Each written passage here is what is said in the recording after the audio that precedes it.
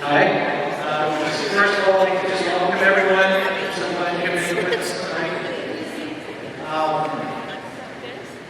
Some of you were with us 4 years ago when my older daughter got married, so you may have heard of this, but I think it's something worth repeating. Wendy's mother, Judy, is no longer with us. Had a wonderful philosophy about life, which is we always make time, for the good times. And instead of waiting until there's hospitalization or funerals, you make the effort to come to the celebratory times and smiles. And we're so glad that you can all come tonight and join us on this celebratory occasion with Mike and Rachel.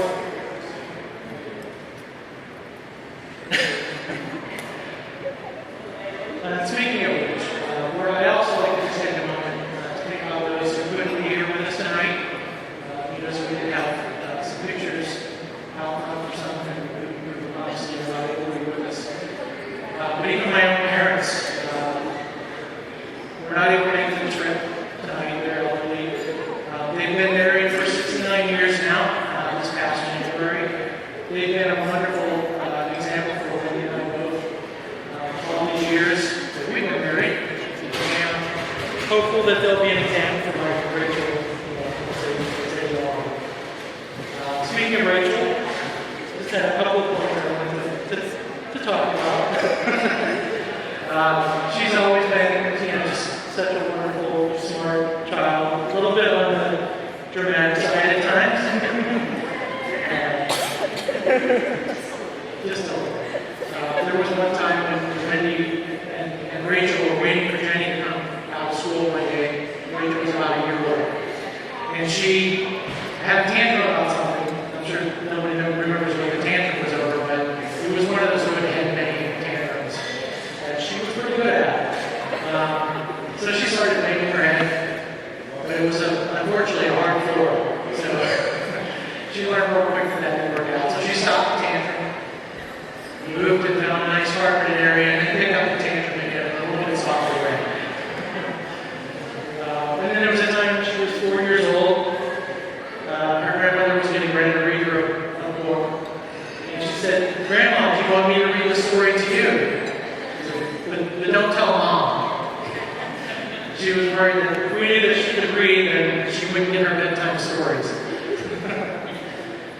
And then there were all the times when she got sent to her room for one thing or another and voiced her disapproval loudly.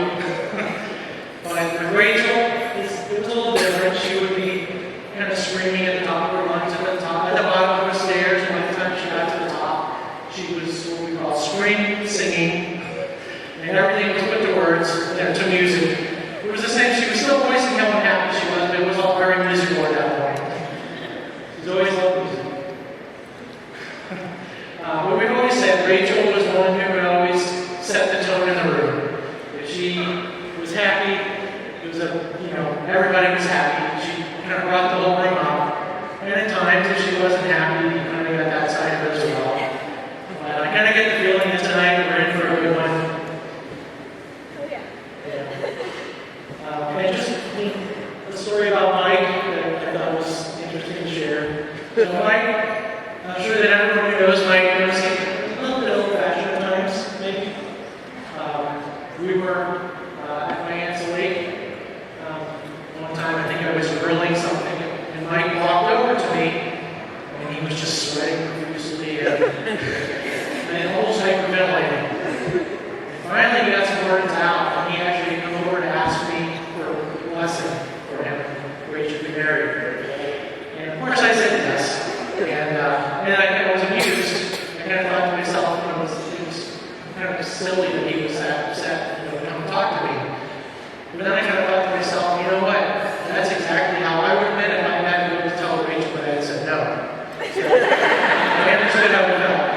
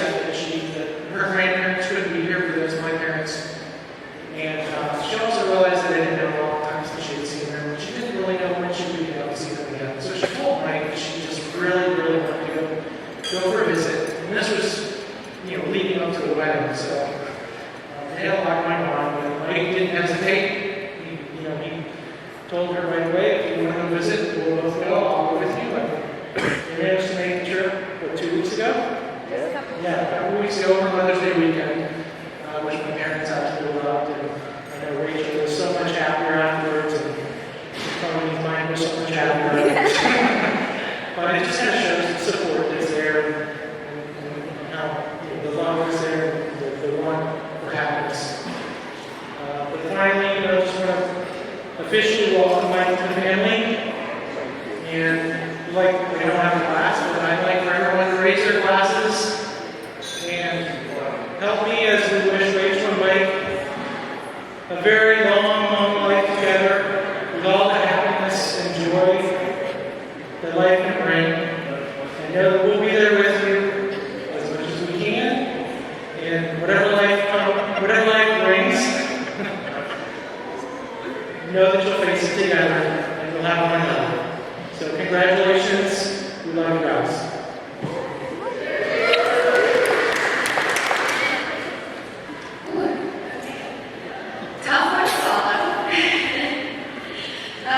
So for those of you who don't know me, I'm Rachel's older sister. My name's Jenny. For my whole life I've been Jenny, and I always get introduced to her, so that's so cool there. So obviously I have known Rachel my whole life. Mike I met when I was a senior and he was a freshman in band. And then a few years later I find out that him and Rachel are dating, and my reaction was, MK? That's scrawny little awkward thing? Turns out he wasn't scrawny awkward thing anymore. Just awkward. Yeah, you'll never grow out of that. So my dad took all the good kid stories. And, you know, I like to think I know my sister pretty well. And watching her and Mike as they've been together, watching them grow and change together and grow to love each other has been just so amazing to kind of be on the outside of that. Sorry. Gotta make sure I'm not forgetting. And while they've been dating, Mike has really started to become one of the family, and now officially he is. So I just kind of wanted to share some hopes and wishes and advice that I've learned in my 4 years of marriage. But also what I've learned watching all of the adults in our family who have had such long and amazing marriages. So the first one is communication is key.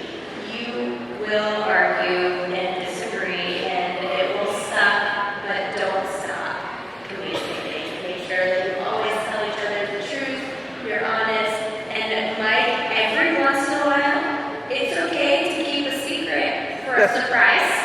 For those of you on our side of the family who might not know, Mike is not very good at surprises. The next one is, oh gosh, I fell asleep, sorry. Keep growing together, keep learning from each other, keep learning with each other, and you're going to change a lot from now to when you're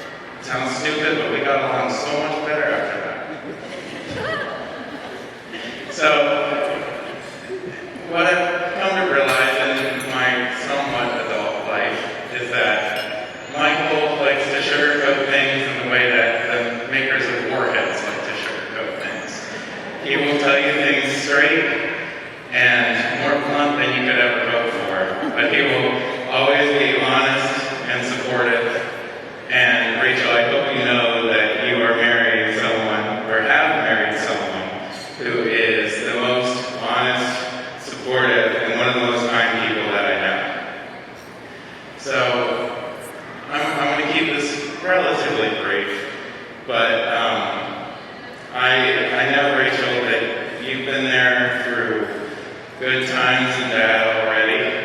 You came around at a time that was a little more difficult in Michael's life, and I've always admired that about you.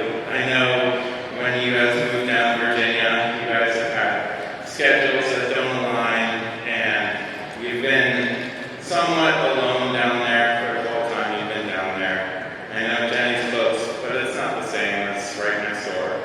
And you two have been together the whole time. That's always been something that I've been really impressed by. So, I've never given one of these before. I didn't know you were supposed to give advice. So, I'll do two things real quick. One, don't buy your kids a trampoline. They'll hate each other. Two, I'm kind of going to steal one from Jenny and one from her mom. Michael, don't grow too much. So, thank you guys for having us.